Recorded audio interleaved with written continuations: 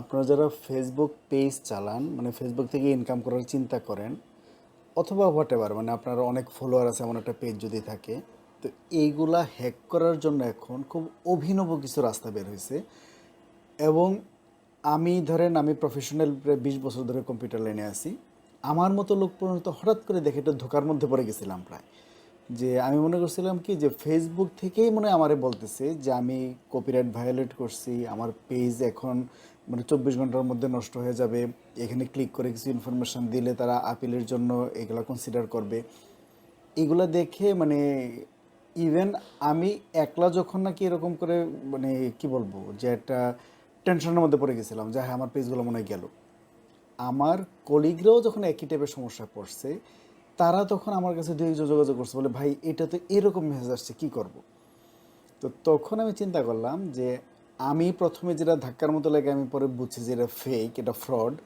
আমার বন্ধুবান্ধবও যখন এক্সপার্টরা একই সমস্যায় পড়া শুরু করছে, পরে ভাবলাম যে আমি একটা ভিডিও বানাই এই রিলেটেড।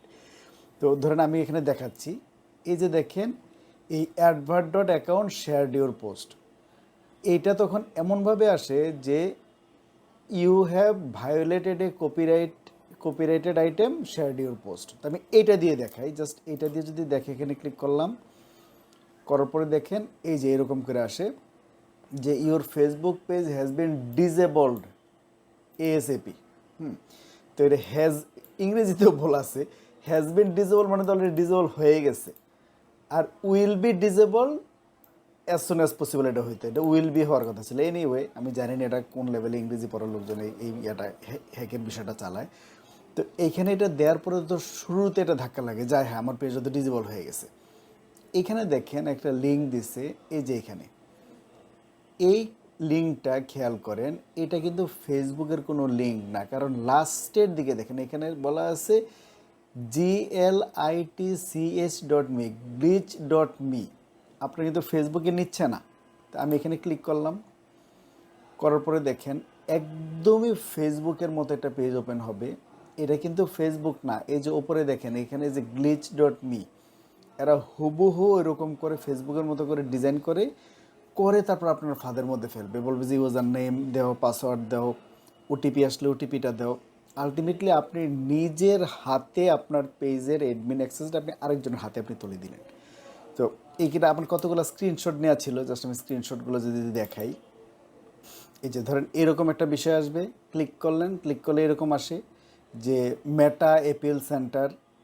এখানে আপনি ধরেন ফেসবুকের লোগোটুকু দেয়া, কিন্তু আপনি এখানে রিকোয়েস্ট এপিলে ক্লিক করলেন, করার পরে তারপরে হচ্ছে এরকম একটা পেজ আসবে। এটা দেখতে হুবহু ফেসবুক, হুবহু ফেসবুক। এবং এইখানে বলে কি এই যে সি ইউজার আর অ্যাক্সেস, এই দুইটা আপনারা দেওয়ার জন্য কীভাবে দিবেন এটা বলেও দেয়, যে এইখানে একটা ভিডিও দিয়ে দিছে তারা, এই ভিডিওর মধ্যে গেলে আপনি বুঝবেন যে এটা কীভাবে দিতে হয়। ভিডিওটা কি, ভিডিওটা আমি যদি লিঙ্কটা দেখাই,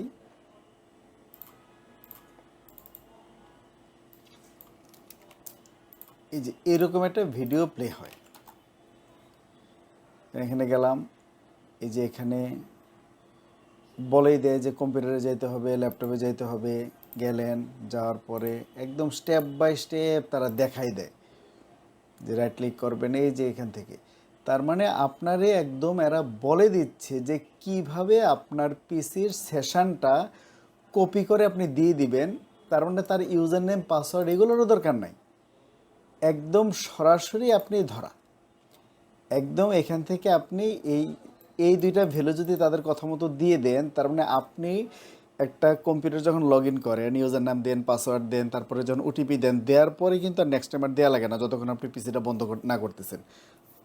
আপনি এই C__ ইউজার আর অ্যাক্সেস এই দুইটা ভ্যালু যদি দিয়ে দেন, তার মানে অ্যাজ ইফ আপনি লগ ইন অবস্থায় আছেন, এই দুইটা ভ্যালু তাদেরকে আপনি তুলে দিলেন। এই কাজটা কখনোই করবেন না। সব সময় যখনই আপনার কাছে কোনো এই ধরনের মেসেজ আসবে, আপনি দেখে নেবেন যে কোথায় আপনি ক্লিকটা করতেছেন, কোন জায়গায় আপনি ক্লিকটা করতেছেন। যে আরেকটা দেখেন এরকম আসছে যে your activity goes against our terms, see why. এরকম করে যখন ফেসবুকের একটা লোগো থেকে আপনার যখন নোটিফিকেশানটা আসবে, আপনি তো মনে করবেন যে ফেসবুকই মানে আপনার এটা পাঠাইছে।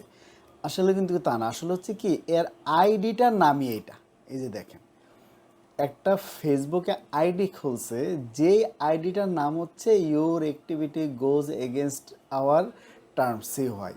ফর এক্সাম্পল আমি যেমন আমার আইডি ধরেন জাহাঙ্গীর হোসেন নামে আছে। তো আমি যদি জাহাঙ্গীর হোসেন, আমি যদি আপনার কোনো পোস্ট শেয়ার করি, কি আসবে? Jahangir Hossain share your post. তো এই একইভাবে এখানে আসছে, এই যে এখানে ডান দিকে দেখেন, your activity goes against our terms see why share your photo.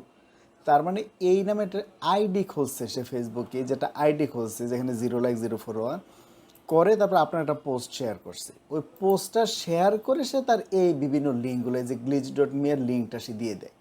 আর এখানে ক্লিক করাবেন, আপনি ফাঁদে পড়া। সব সময় আমি জাস্ট মানে সিরিয়াসলি বলতেছি, সবসময় ক্লিক করার সময় দেখে নেবেন যে আপনি facebook.com ইউআরএলে ক্লিক করতেছেন কি না। এটা কিন্তু এই যে glitch.me কিন্তু কখনোই ফেসবুকের না। এইসব ফাঁদে কখনোই পা দিবেন না। এটা খুব চেষ্টা করতেছে এরা এভাবে করার, এইসব ফাঁদে পা দিবেন না। তো ফেসবুক রিলেটেড, পেজ রিলেটেড যদি আপনাদের কোনো প্রশ্ন থাকে তাহলে আমার এই কমেন্টও লিখতে পারেন অথবা ইনবক্স করতে পারেন। আমি যতদূর জানি আমি উত্তর দেওয়ার চেষ্টা করবো, আর যদি না জানি গুগল করে অন্তত জেনে আপনাদেরকে জানানোর চেষ্টা করব। তো আজ এ পর্যন্তই, ভালো থাকবেন যত সম্ভব। আল্লাহ হাফিজ।